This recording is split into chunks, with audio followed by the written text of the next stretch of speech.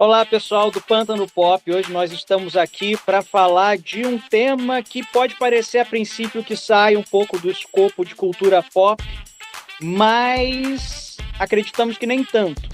Nós vamos falar sobre uma cultura recente que tem trazido muita controvérsia e que ela acaba perpassando a cultura pop, a expressão artística e tantas coisas mais. A cultura do cancelamento. E nós temos hoje duas convidadas e nós vamos falar da nossa primeira convidada agora. Vai lá, Evandro. Sim, então hoje temos uma convidada de luxo aqui, né? Então, a Janaína Mello, que é a professora da Universidade Federal de Sergipe, tá? Professora doutora em História, tá? E está aqui para conversar com a gente, aqui com nós meros mortais aqui. Tá? Então, vamos... E aí eu já vou começar jogando a batata quente no colo da nossa convidada. Aí.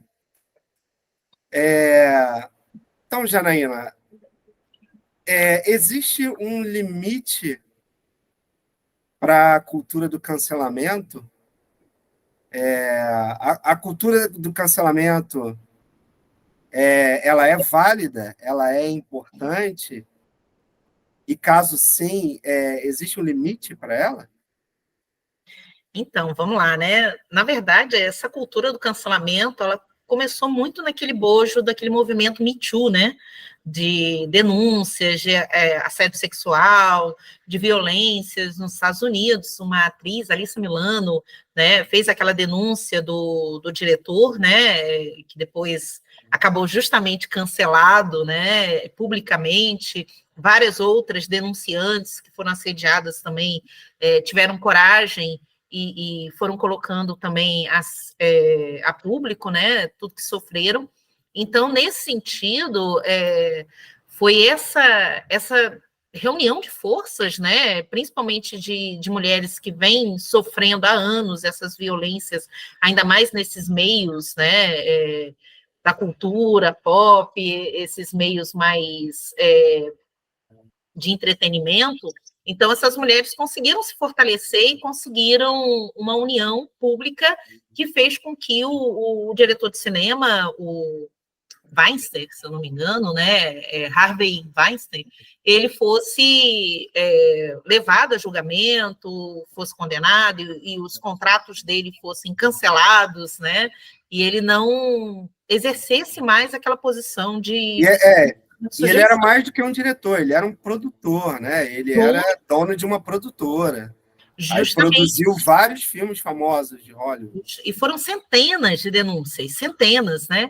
Então, nesse sentido, a cultura de cancelamento, ela, na verdade, ela foi se formando, foi se fortalecendo no bojo desse movimento do Me Too e acabou espraiando para as outras geografias e chegando aqui no Brasil, né? Aqui no Brasil, a gente pode chamar a atenção principalmente para aquele movimento do Ele Não, né, onde as mulheres também se reuniram e estavam justamente contra Bolsonaro, né, expondo toda a misoginia, toda a violência, todo o processo de preconceitos dele, né. Agora, um grande problema, quando você fala em limites, é que realmente, se tudo for cancelado, qual o impacto real do protesto, né? Então, acho que acabou a coisa tendendo eu não gosto de você, eu não gostei de uma coisinha que você falou, então já vou lhe cancelar, né? Então, a ideia seria justamente aplicar um boicote à imagem, à pessoa, daquelas que realmente cometessem desagravos, né, muito sérios mesmo, fosse contra as mulheres, fosse contra crianças vulneráveis, né? E o que a gente tem visto é muitas vezes uma briga de egos, né? Que faz com que essa própria ideia, né, de resistência da cultura de cancelamento, ela seja esvaziada e vire uma rinha de galos, né? Então, esse é que é o grande problema. Sim, então é como se essa cultura que eu acho que foi muito importante você citar, o Me Too, e o sofrimento dessas mulheres, porque parece assim que as pessoas esquecem que a cultura do cancelamento ela nasceu disso aí, né? Desse sofrimento, né? Uma resposta a esse sofrimento. Mulheres que não estavam querendo mais se submeter a esse sofrimento. Só que aí virou, como você disse, né? Se tudo é cancelado, qual é o valor do cancelamento? Né? Qual é a força?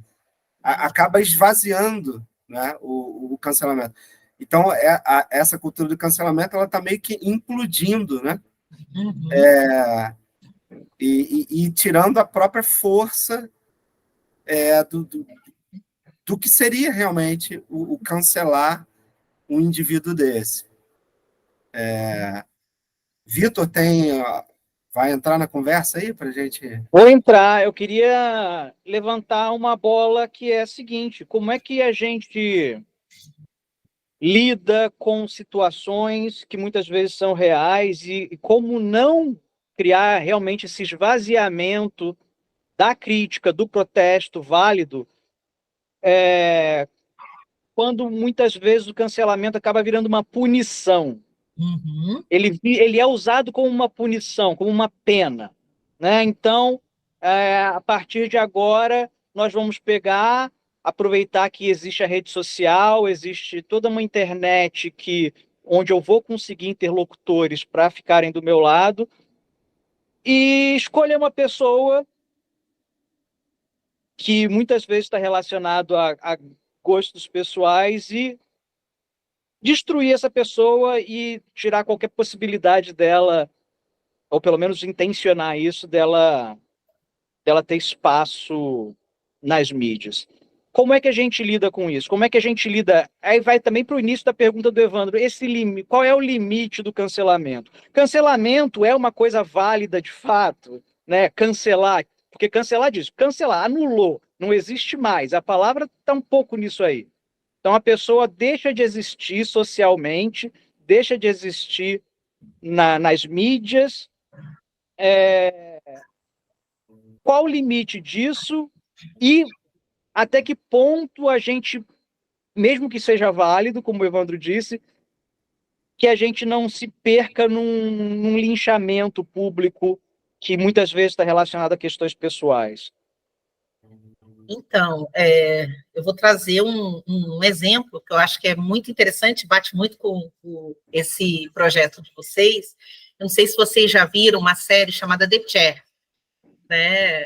Acho que é na Netflix, que se passa numa universidade, até com aquela atriz que era da Grey's Anatomy, aquela que era oriental, né? Muito interessante essa série. E aí, o que acontece? É a vida daqueles professores ali, e aí um dos professores, que era muito amado por todos os alunos, inclusive professor de literatura, de história da literatura, alguma coisa assim, né? Quando ele está dando aula, está falando sobre um período do nazismo, ele levanta o braço e diz, olha, era assim que era feita a saudação e tal, e aí ele está fazendo toda uma crítica, só que quando ele levanta o braço, o que acontece? Uma aluna grava, descontextualiza completamente, só coloca a gravação dele levantando o braço, coloca um monte de fala e aí começa a replicar nas redes sociais. Olha que horror, que escândalo, professor universitário, né, falando sobre esse momento horroroso da história, fazendo uma saudação a Hitler, ao nazismo. E foi uma coisa enlouquecedora, porque quanto mais ele tentava se defender, dizer que ele não tinha feito aquilo e tudo. E aí se juntou os alunos que tinham procedência judaica com os alunos negros do campus também, dizendo que, mas as comunidades afrodescendentes também foram eliminadas nos campos de concentração e tudo. E aí foi juntando, cada hora, mais gente, até que ele teve que fazer um acordo dando já spoiler, né? Teve que fazer um acordo com a universidade e ser demitido, né? Então, olha que coisa assim absurda. Ele teve que pedir a demissão para ainda ganhar um pouquinho de alguma coisa para ele poder tocar a vida, porque ele não conseguiria nunca mais ser professor universitário por conta daquela situação completamente descontextualizada. E ele nunca tinha sido, inclusive ele namorava com essa professora, né? Que ele disse assim, gente, ele é asiática, então se eu fosse nazista e tudo, aí não, mas não adiantava, por mais que ele se colocasse, mas ele era cancelado, né? Então, acho que essa questão do cancelamento é muito essa ideia do boicote que se faz àquelas pessoas que cometem desagravos. O problema é que isso, justamente, é descontextualizado, é levado para o campo pessoal, é utilizado como massa de manobra também, né? Então, assim, eu penso que precisa haver uma conscientização, e aí a educação ela é muito importante para isso, né? Sobre justamente como os movimentos de resistência hoje, que não são mais esses movimentos dos sindicatos, os sindicatos perderam muito essa coisa da representatividade da gente politicamente, né? E esses movimentos de redes sociais, eles estão com um fôlego muito forte, principalmente com as novas gerações, e o papel da educação vai ser justamente tentar, né, na sala de aula, conscientizá-los de manter a força desse tipo de movimento a partir do momento que ele é contextualizado, que ele está realmente se voltando para situações que são muito sérias, né? E não qualquer situação. Mas, assim, sempre vai ser uma negociação, até mesmo porque hoje as pessoas estão extremamente politizadas, né? E radicais, para todos os lados, né? Eu vejo isso dentro da universidade, todo semestre a gente tem os radicais de todos os lados chegando, e a gente tem que ter muito cuidado com o que a gente fala cada vez mais, né? Como professores, a gente vive uma cultura do medo, muitas vezes, dentro de sala de aula, né? Mas tentar sempre o diálogo, né? Agora, que a gente vai ter e vai ver muitas vezes esses outros grupos, né, por conta dessa grande liberdade de agir online, né, que vão estar puxando isso com certeza, né? E além do cancelamento, a gente também tem uma outra coisa que enfraquece esse próprio movimento enquanto resistência, que é aquela ideia, você cancela hoje, aí depois descancela a pessoa, então fica num vai e volta, né? Que foi o que aconteceu com a Carol Conká, né? Então, no BBB, né? Ela acabou sendo mal vista, ela acabou tendo uma baixa de popularidade, tudo foi cancelada.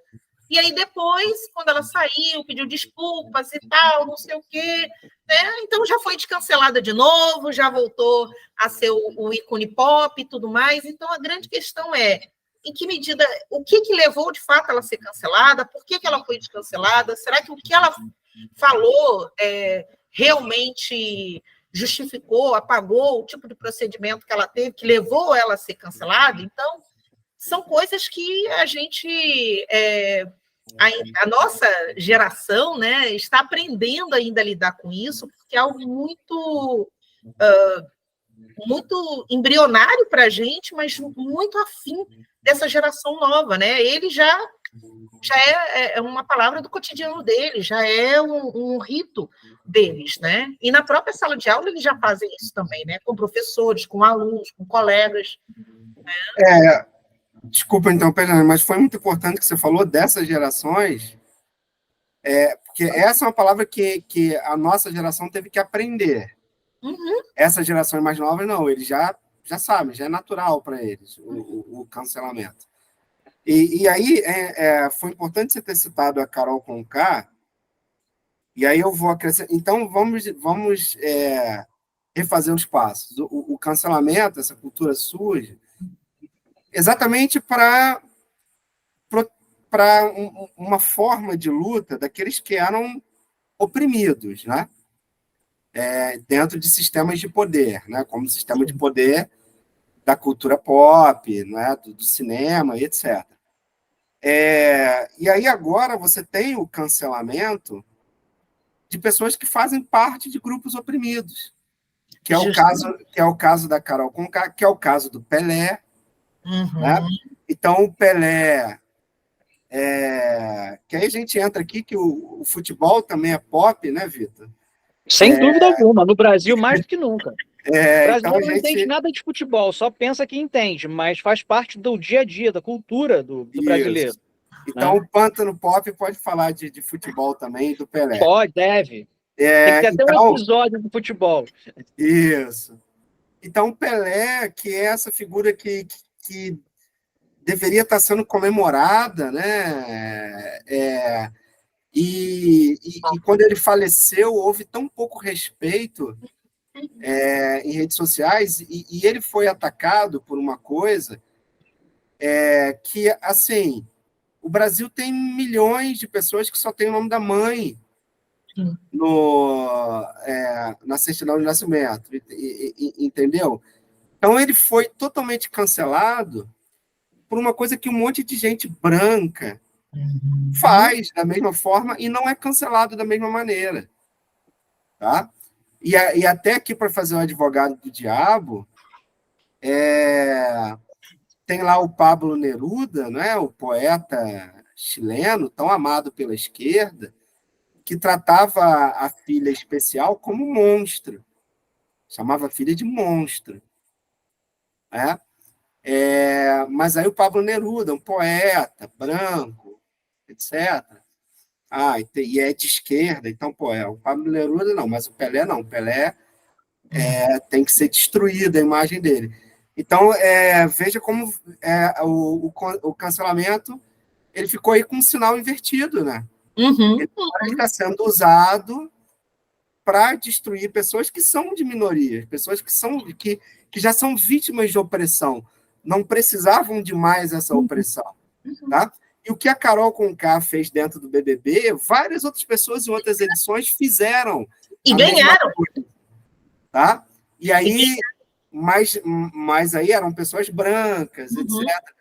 Então, tem esse lado, assim, muito sinistro da cultura do cancelamento no Brasil, né? Ela foi completamente alterada, né? Ela está com um sinal completamente trocado, né? Eu acho que tem muito mais aí a metralhadora do cancelamento voltada para pessoas de minoria do que para as pessoas que realmente deveriam estar ali nesse alvo.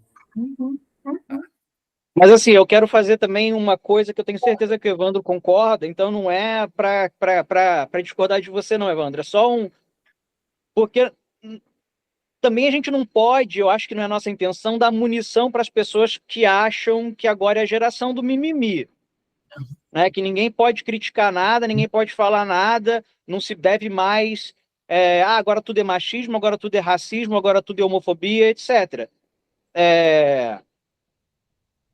O Pelé ser um péssimo pai para uma das filhas dele, não reconhecer a filha, eu acho que isso é passível de crítica.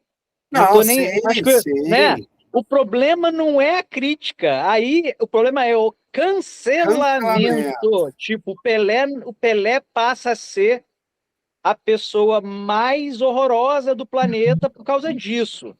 E eu cito o exemplo de uma mulher que eu não vou citar o nome dela porque eu não sei se eu tenho a permissão para isso. Ela é uma advogada do movimento negro.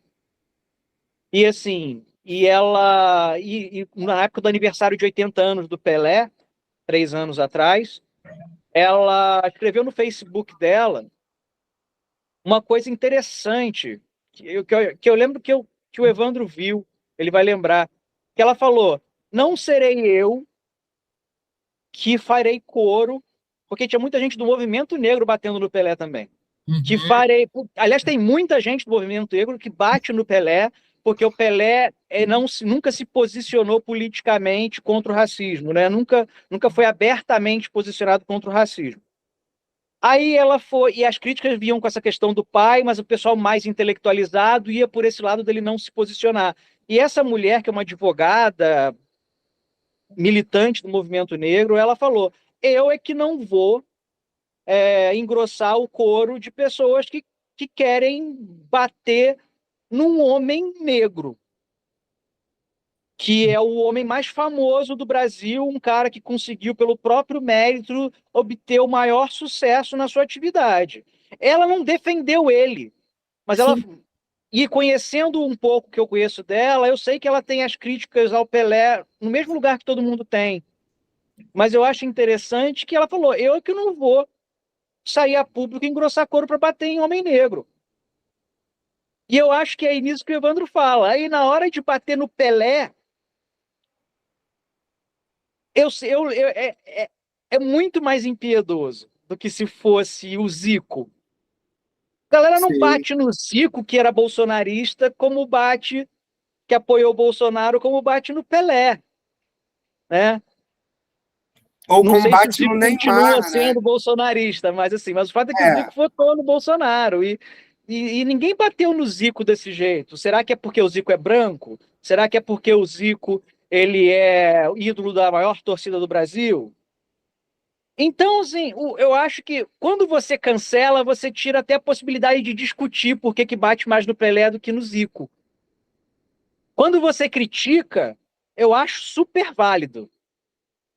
sim, Extremamente importante. Não tem mimimi. É necessário a gente questionar as coisas, parar de deixar porque sempre foi assim, não vamos questionar, deixa como tá, deixa de ser chato, esse pessoal problematiza tudo. Não.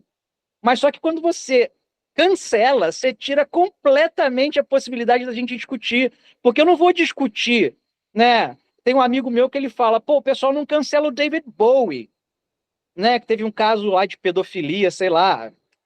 Depois eu corrijo aqui se eu estiver falando besteira. Porque eu também não cancelo o David Bowie. É doloroso para mim cancelar o David Bowie. A galera não cancela o Caetano Veloso. O Evandro sempre levanta essa bola do Caetano Veloso. sim. E assim, mas se cancelasse o Caetano e o David Bowie, também seria muito ruim, porque a gente não ia poder discutir isso. Esses caras iam estar sendo destruídos. E nenhuma possibilidade de sequer discutir o que foi feito. É como até apagar a história, né? Vão apagar que isso aconteceu. E aí, como é que a gente vai aprender sobre aquilo, né? Mas só uma coisa, a extrema-direita cancela o Caetano. Tá? A Porque ele é de extrema. esquerda. Mas aí é o viés Exatamente. egocêntrico, né? Porque ele é de esquerda. A extrema-direita lembra do lance dele lá, Sim. a primeira vez com que depois viria a se tornar a esposa, né? E ele tinha 40, ela tinha 13.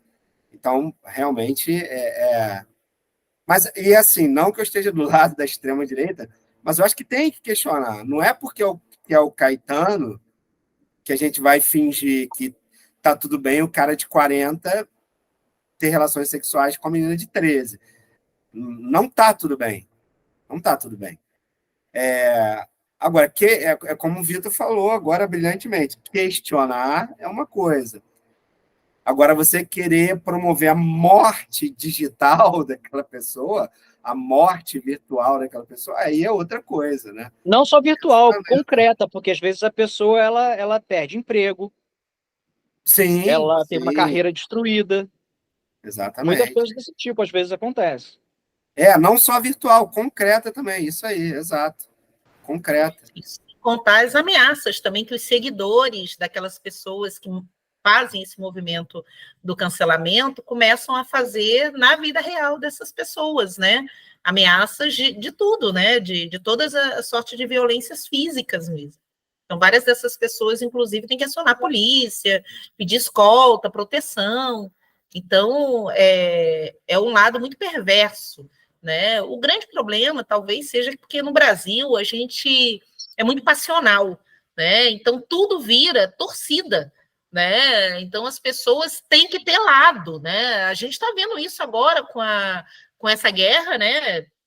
Palestinos, israelenses, e virou, né, um contra o outro, quem falar alguma coisa mais sensata com relação a uma perspectiva de paz, de acordo, de negociação, está defendendo um dos lados e está contra o outro, então não é Vira mais... Flamengo e Vasco, né? Pois é, então é um Tudo negócio... aqui vira Flamengo e Vasco. Pois é, um negócio tão louco, assim, que... E às vezes você está vendo, às vezes a gente vê pessoas completamente sem propriedade para estar discutindo aquilo, estão falando sobre aquilo como se tivesse um grande domínio, né? Então, a gente tem esse grande problema aqui no Brasil, né? Então, por isso que o que acontece, muitas vezes, esse movimento do Me Too, depois do movimento também das ginastas, né, que fizeram inclusive aquela menina agora, a medalhista, né, de ouro, a Bailey, né, que fez toda a denúncia também dos treinadores, do treinador específico, né, que também aliciava as meninas e tinha todo um processo de assédio moral com as meninas da ginástica olímpica durante anos, né. Então, tudo isso é válido quando existe um contexto, quando existe uma consciência mesmo, que os grupos se unem para justamente fazer valer com que essas pessoas sejam levadas a um julgamento, porque essa é a grande questão que movimentou, né, lá fora essa cultura do cancelamento, e para que essas pessoas, por serem famosas, elas não ficassem à margem da justiça. Então, que elas fossem para a justiça, aonde elas teriam direito a ter um advogado, a apresentar os seus argumentos, e as vítimas, né, também colocariam lá os seus argumentos com seus advogados.